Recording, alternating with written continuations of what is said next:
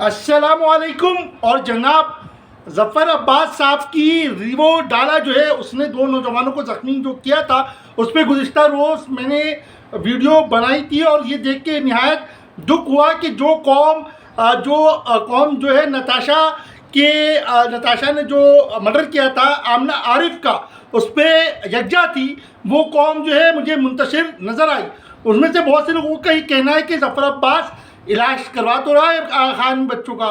तो ये तो वही वाली बात हो गई जैसे पड़ोसी मुल्क की एक फ़िल्म थी जिसमें बोलते हैं कि मेरा 1 पाउंड नकली था, मैं हॉकी का प्लेयर था, मैं भागता था, भाई ने मेरी टांग तोड़ दी, भाई मुझे फिर हॉस्पिटल लेकर गए, वहाँ पे मेरी नकली टांग लगवाई और अब मैं दौड़ रहा हूँ।